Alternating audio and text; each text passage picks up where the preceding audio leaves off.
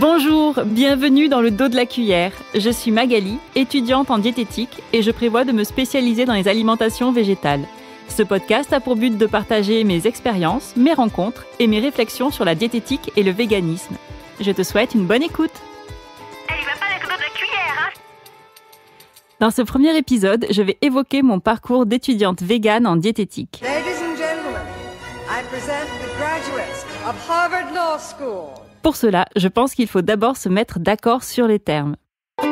Qu'est-ce qu'une diététicienne ou un diététicien ? Pour te l'expliquer, je me suis inspirée de la définition de l'AFDN, Association française des diététiciens nutritionnistes. Une diététicienne ou un diététicien sont des professionnels de santé experts et expertes de l'alimentation, la nutrition et la diététique. Tu peux consulter une diététicienne ou un diététicien, que tu sois en bonne santé ou malade, et pas que pour perdre du poids. Il ou elle contribue au maintien et à la restauration de l'état de santé, de la qualité de vie et du bien-être, le tout par le biais de l'alimentation. Les conseils qu'il ou elle va te donner sont basés sur des recommandations nationales et internationales. C'est une profession réglementée. Le titre de diététicienne ou de diététicien est protégé légalement et tu peux me croire, étant moi-même étudiante actuellement, je peux te dire que ce diplôme est très exigeant et pas facile à obtenir. Mais bon, en même temps, c'est normal, on parle de la santé des gens et donc ça implique quand même de sacrées responsabilités. Remember, with great power comes great responsibility. Pour finir, je rajouterai qu'une diététicienne ou un diététicien peut travailler en libéral, en hôpital ou en clinique, ou bien encore en restauration collective. Pour ce qui est du terme de nutritionniste, il ne s'agit pas d'une profession réglementée. C'est juste un adjectif pour indiquer qu'on a suivi une formation en nutrition, quelle que soit la durée ou la qualité de celle-ci.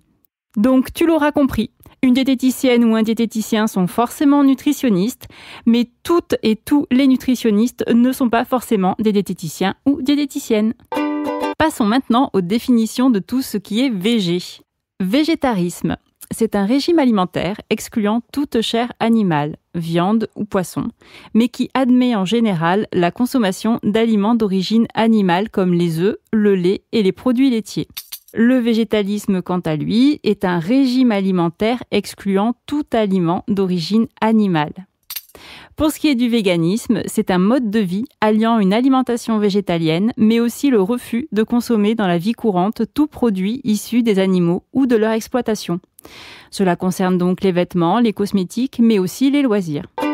Pour devenir diététicienne ou diététicien, il y a 2 cursus possibles. Premièrement, le bachelor universitaire de technologie génie biologique option diététique et nutrition, qui dure 3 ans depuis la rentrée de 2021, dont 22 à 26 semaines de stage, et le BTS diététique, qui lui dure 2 ans, dont 20 semaines de stage, 5 en restauration collective, 10 en thérapeutique et 5 sur un thème au choix. En ce qui me concerne, c'est le BTS que je suis en train de passer. Et donc, c'est là que ça se corse, parce que dans ce BTS, il y a forcément des moments plus relous que d'autres quand on est végane. Premièrement, les stages. Ce sont des périodes de plusieurs semaines en immersion en milieu professionnel.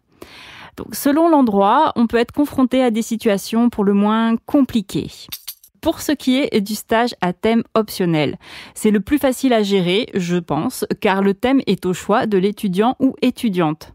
Personnellement, j'ai choisi de le faire dans un drive zéro déchet, qui d'ailleurs ne proposait que des produits végétariens, et pour lequel j'ai mis en place des paniers repas tout prêts avec des recettes entièrement végétaliennes.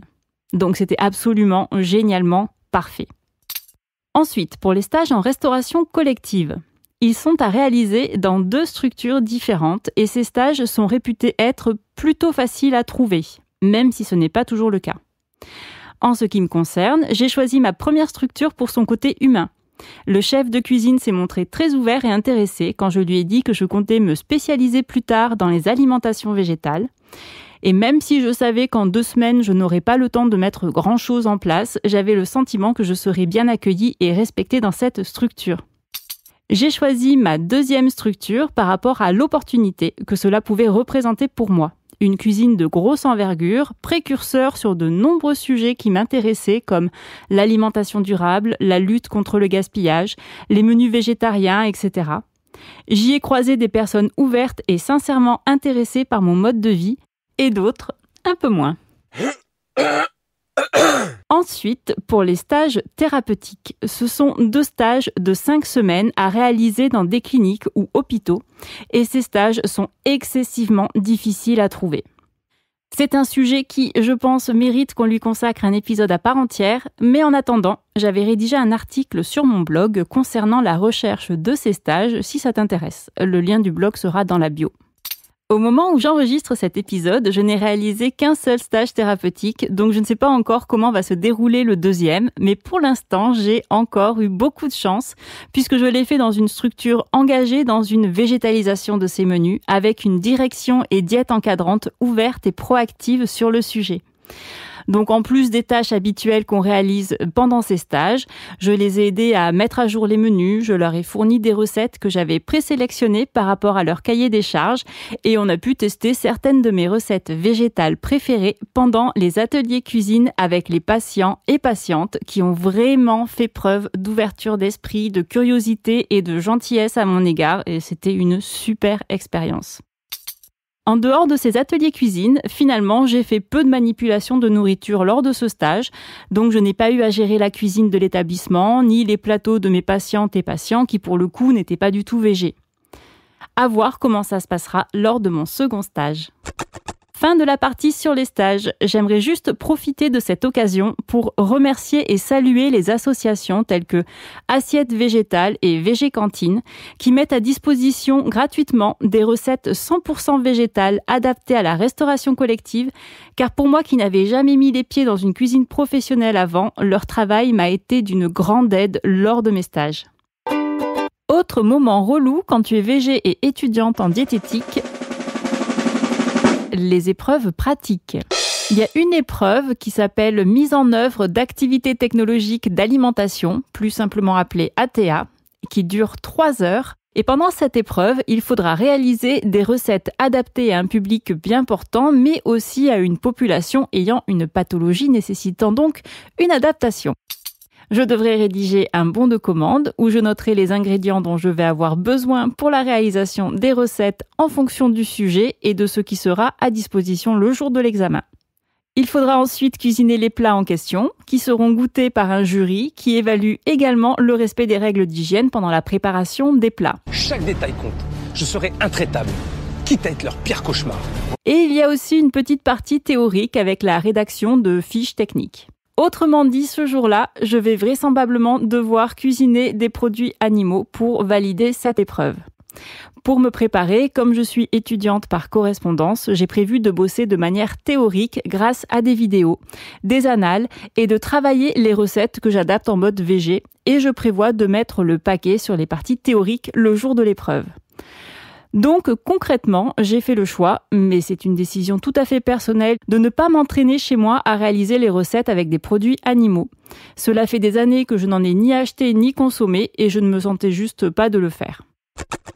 Pour le jour de l'épreuve, c'est un peu plus compliqué. Je n'ai pas encore pris de décision définitive, je me réserve la possibilité de me faire mon avis le jour J. Psychologiquement et émotionnellement, je pense arriver à manipuler tout ce qui est produits laitiers ou œufs. Par contre, si je dois cuisiner de la chair animale, ça risque d'être un peu plus corsé. Je ne sais pas si je vais arriver à me mettre en mode je réfléchis pas, j'y vais, je fonce. Par contre, il est hors de question que je goûte quoi que ce soit. Ou alors, est-ce que je vais complètement paniquer de stress ou de dégoût ? Franchement, je sais pas. Mais ça va sûrement être un grand moment et je n'ai pas du tout hâte de le vivre. Ensuite, la deuxième épreuve que je redoute, mais dans une bien moindre mesure, c'est la soutenance du mémoire.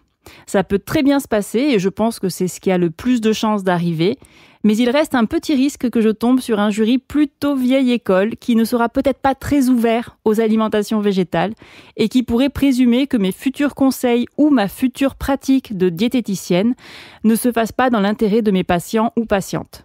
Quand vous avez une petite faim dans la journée, flairez, nourrissez-vous d'odeurs.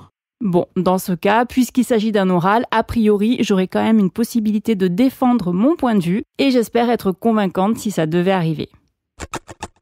Troisièmement, les cours. On me demande souvent comment je fais pour composer avec des cours qui iraient a priori dans le sens contraire de mes convictions.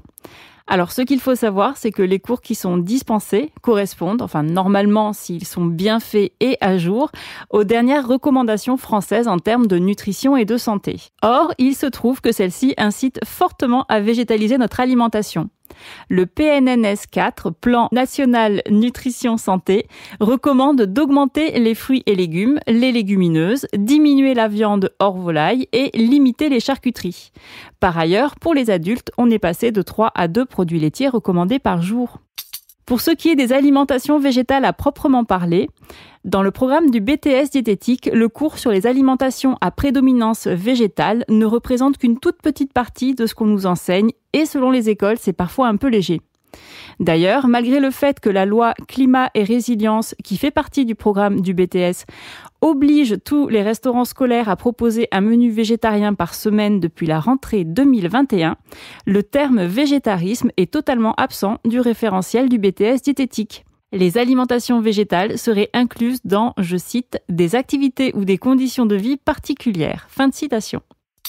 Sur mangerbouger.fr, site conçu sous l'égide de Santé publique France qui émane du ministère chargé de la Santé, à la date d'enregistrement de cet épisode, il était indiqué que, je cite, « on peut être végétarien sans risque pour sa santé à condition d'avoir une alimentation équilibrée et variée ». Fin de citation. Bon là c'est difficile de pas être d'accord. Il est juste mentionné de faire plus particulièrement attention pour les personnes enceintes. Et je peux me tromper, mais il me semble que c'est toujours le cas quand on est enceinte.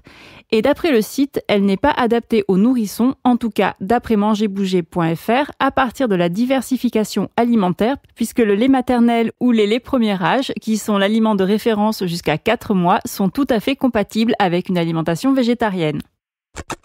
Pour ce qui est de l'alimentation végétalienne, le site mangerbouger.fr indique d'emblée qu'elle n'est pas adaptée à tout le monde à cause des carences potentielles, notamment pour les enfants de moins de 3 ans, et une surveillance médicale est conseillée pour les personnes enceintes et les enfants et adolescents. Les points de vigilance en question concernent évidemment la vitamine B12, mais également en fonction de la population, le fer, les protéines, le calcium et les vitamines. Donc tu l'auras compris, les instances françaises sont pas hyper fans du végétalisme et sont un chouïa plus cool vis-à-vis du végétarisme. Donc pour moi, c'est normal que les cours reflètent cette tendance. Cependant, ces recommandations sont en décalage, pour ne pas dire en retard, sur les recommandations de nombreuses sociétés savantes internationales. Je peux te citer par exemple la très sérieuse Société canadienne de pédiatrie pour ce qui concerne les enfants, ou encore la Fondation britannique pour la nutrition qui s'adresse à tous les publics. Et il y en a plein d'autres pour qui l'alimentation végétarienne et végétalienne, à condition qu'elle soit bien menée, et c'est une notion qui a son importance, donc je vais la répéter, à condition qu'elle soit bien menée, sont parfaitement compatibles avec une excellente santé, quel que soit l'âge. Et donc, lorsque l'ANSES, qui est l'agence qui publie les références nutritionnelles en France, se mettra elle aussi enfin à jour des dernières études et rapports scientifiques concernant les alimentations végétales, à ce moment-là, les cours seront eux aussi un peu plus végé-friendly.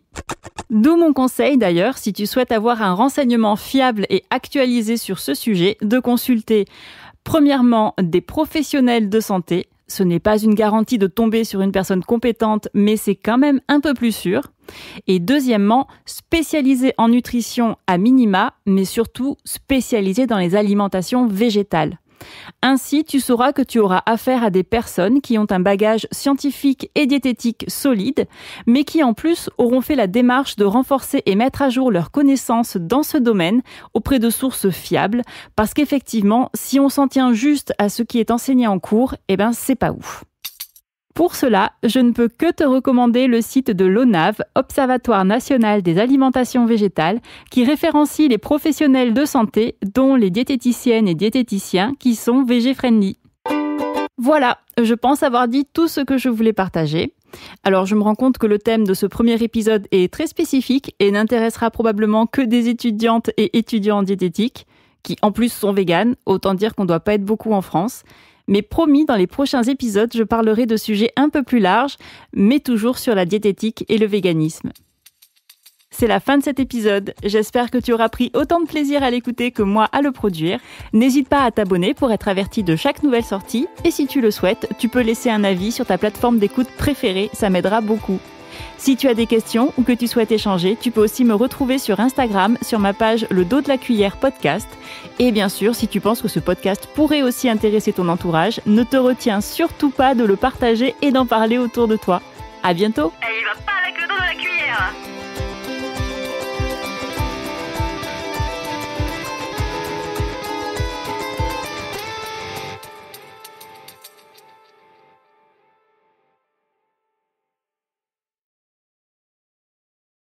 Bonjour et bien... Ah oui, j'attends que ça parte. Bonjour, bienvenue dans Le Dos de la Cuillère. Tu vois, je l'aime bien.